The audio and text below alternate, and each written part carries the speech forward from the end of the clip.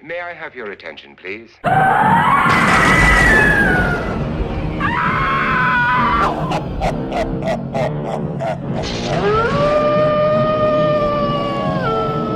It's Markers and Monsters Drawlloween 2017.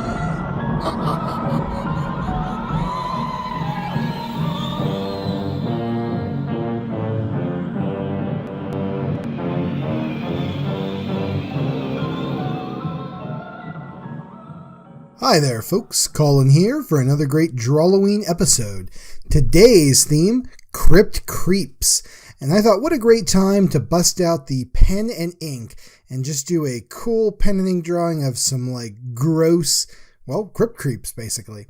And that's what I'm starting out with here.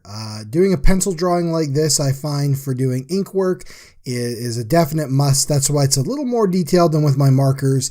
And since I don't have to worry about, smearing the pencil lines anywhere with light colored markers, I can just kind of go a little hog wild with the drawing and get in as much as I want before the ink goes on. Now, as you can see, I decided to throw in 4 of these guys here. We got someone that looks, recently dead up there in the top left-hand corner. We got this guy with the brain exposed. I'm drawing down here in the bottom left. Skeleton guy with worms coming out of the brain. All that fun stuff. So, once we got him in, I always like to leave just a little bit of room to play. I don't have to absolutely draw it out absolutely perfectly, but I like to get it down pretty darn good. It makes it a lot easier when I'm inking to figure out which lines go where. Now, I will say a little note about inking that it's one of those types of things where you got to watch out because the ink only creates black or white marks. There's no shades of gray. You can do it with washes, but pure ink line work like this, like comic book style, I guess, it's black or it's white, and that's it. So to achieve various textures and shades and stuff like that, you do little bits of line and cross hatching and things like that, and that's kind of where those get in. And one of the things that you really need to work on and focus on if you're gonna ink drawings, pardon me, is kind of, how should I put this?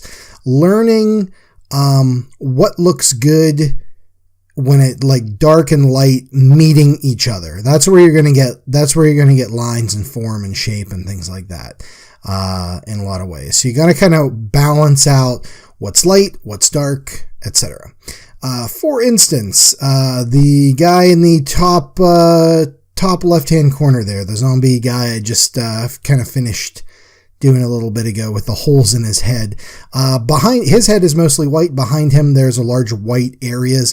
Those are going to need to get filled in to make him pop out. And same with his shirt. I'm going to make mostly black so that the white areas of the skeleton next to him in the bottom left, that little creeper guy with the brain exposed down below, those guys will pop out more if they're their white heads on a black or dark background. So anyway, just a little diatribe there about inking. Back to, talking about the drawing here. I thought this was just a fun one to do, just to go hog wild. I love drawing zombies and cadavers and, these kind of things because you can kind of let your imagination just go crazy with it. I'm drawing bugs coming out of this one guy's eyeball. His eyeball's filled with maggots and a huge centipede coming out and worms in the brain. And, there's one back there with a burial shawl on. So it's a lot of fun just to, say what the heck and just do whatever you feel like at the time and go kind of crazy with it. I will say that inking can get a little more challenging when you get into areas like that skeleton's rib cage and arms and stuff like that, those little thin areas. What do you make black? What do you make a tone of some kind?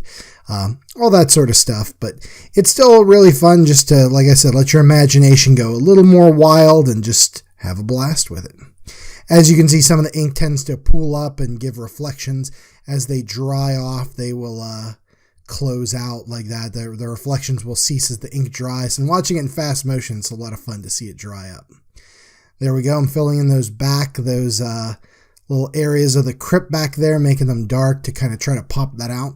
Let's give the skeleton some texture too there, just on his rib cage. I don't want that rib cage to pop out too much, so I'm going to make it textured so it's a little more gray. So just the faces are going to pop out. Pardon me. Yeah, inking is a lot of fun. I would recommend if you're an artist out there or up and coming or something like that, you give it a whirl. And also, due to editing magic, it looked like I just erased all the pencil lines there. I let it sit for about 40 minutes and just dry up completely, because you do not want this ink to smear. This black India ink, if it is wet, man, it smears and it gets nasty. All right, so we're wrapping it up here. Let's add some cobwebs and take a look at the scan, you guys. Very, very cool. Let's check out the details as well. As always, this was just a great one to work on and have fun doing.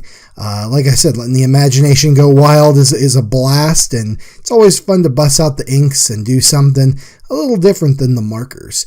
Plus, it's fun. It's good practice, good drawing practice.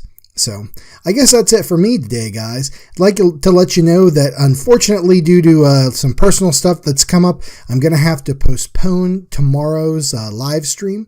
I will have a Drawlloween video of some kind up for you guys tomorrow, and I will make up the live stream either the next week or the week after that, so we'll double up, but no live stream on Thursday, unfortunately.